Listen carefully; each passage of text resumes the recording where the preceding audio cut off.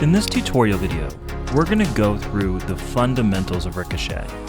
The idea is not to give you a comprehensive knowledge of the system, but instead, let you understand how you'll add in an account, add in inventory, ring up a sale, and then what happens after the sale, quickly reviewing payouts and a few reports. So let's go ahead and get started.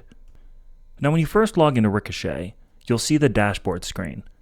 But what we're going to do is hover over the navigation bar on the left-hand side of the screen, go down to Accounts, and click once on Consignors. Now, in the upper right-hand corner, there'll be a button called New Consignor. Clicking on it once will bring you to the New Consignor screen. Now on the screen there is a ton of information that you can add in, but the only essential fields needed to create an account is adding in a first name, a last name, and clicking Save. Now what we will cover though is the default split field, and this is going to be the commission split added to items underneath the consignor's account by default. If the split that your store uses is not listed, then what you can do is click the orange plus button, give the split a name, then add in the store percent and consignor percent, making sure to use whole numbers. Once you click Add Split, this will save the split into the system for future use. Now you can simply click Save to save that account. Once you've created your consignor account, you're now going to see a few new folders added at the top of the screen. These folders are going to be things like inventory, payouts, and payout history. We're going to click once on the inventory tab to add an item into this consignor's account. To do this, you'll click Add New once, and it'll bring you to the New Item screen underneath that consignor's account. Once again, there are a ton of fields here, so what we're only going to focus on is putting in a product name and adding in a price. At this point, we will hit Save, and that will have saved the item. You'll also see that a SKU has been created for the item, and you have the ability to print a label. We won't go through label printing in too much detail, but do note you do have two ways of printing labels. One from within the item itself, or if you go back to the product screen, you can check the boxes next to multiple items and then click Print Labels, so that way you can enter in several items and print labels all at once. Now, if you do offer retail inventory, you can add that into the system by going to the navigation bar, clicking once on Products, then clicking the New Item screen in the upper right-hand corner.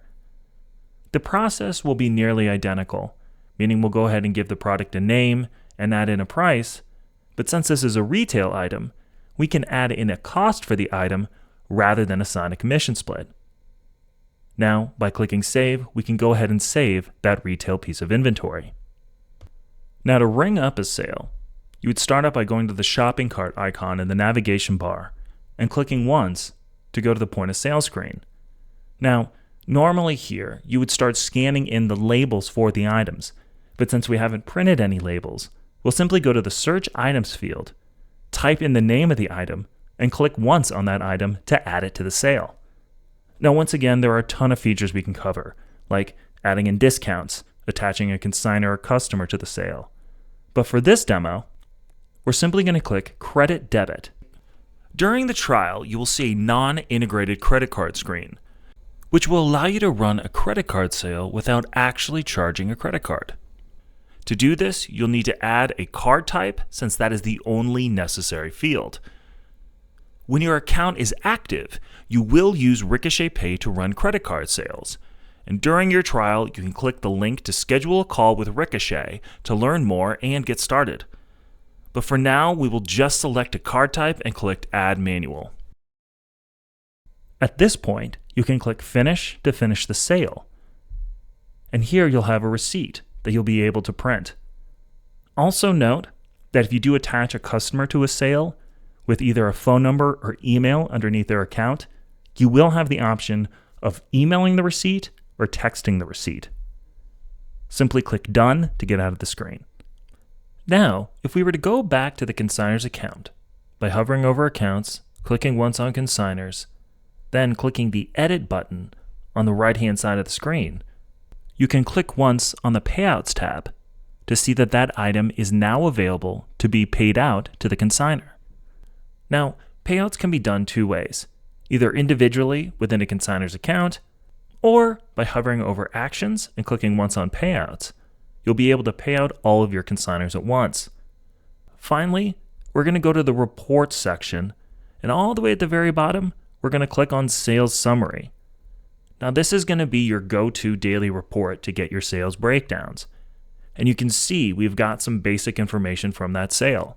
We can see the tenders collected, which is just going to be credit card.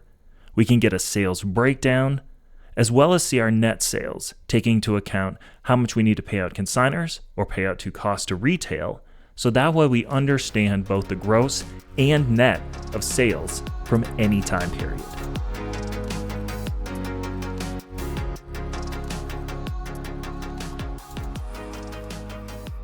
Now we understand that there are many consignment stores out there that offer buy outright or resale as well, where they're purchasing items directly from the consignor rather than providing them a split of the profits once the item sells. And that is doable within Ricochet. But it is a feature that you have to turn on first.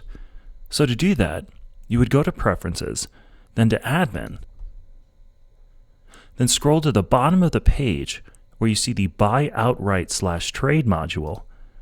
Click that on and hit Save. Now, when you go back to the point of sale screen, you're going to see a Buy Trade button.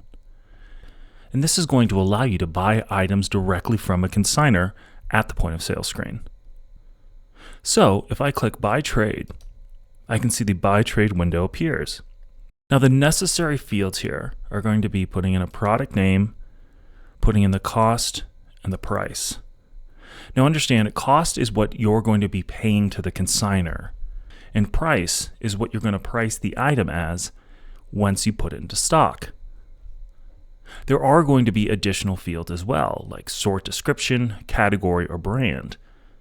You'll also see quality and dimensions here, and those are our custom drop-down menus that allow you to add in your own custom fields, which will also be available. These can be added in as standard products or products with variants in case you're purchasing multiple items or multiple sizes or colors of a specific item. Finally, stores do have the option of adding in pre-existing items into the quantity of that item. This normally happens with shoes or streetwear, where you're purchasing an item that is already in stock. So in case someone did come in with that particular item, you could click that button, add that in, and just make sure to add in your cost. The only difference here is you're not going to be able to change the price of the item. So if you feel the price is different, maybe it's a little bit higher quality, then you would want to add it in as its own item. Here we can go ahead and put in the cost, and once we hit add, we can see that the item is added to the point of sale screen with the negative amount. You also do have the option of tracking the consignor in case you would like to keep track of the items you've purchased from this person. Now note, when this item gets added into the system, it will get added into store inventory, but if you do have frequent resellers, this is a great way to organize their items. At this point, you can either attach another item to the sale in case you're trading an item out, or you can provide this person their $150 due. We'll go ahead and hit cash, and we'll hit finish. And now you can see we have the resale receipt showing sold to store for the amount and the amount deducted. Now, since we attached Jeff to that sale, if we were to go into his account, we can click the edit button to access his account, and we'll see those items that we purchased from him in store purchases, which is a tab that will be available once you turn on the buy outright feature. Now this was a very quick demonstration of the resale process.